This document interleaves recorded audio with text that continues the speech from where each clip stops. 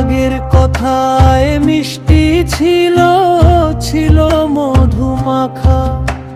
সেই কথাতেই মন মজাইয়া স্বপ্ন ছিল রাখা। এখন কেন কথাগুলো ধনুক মারা তীরের মতো, বুকের মাঝে বিধা বিষে বাড়ায় খালি ক্ষত। যারে আমি ভাবলাম আপন, সেই তো দিল তালা। আগে তো ছিল কত ভালা, এখন কেন হইল জ্বালা।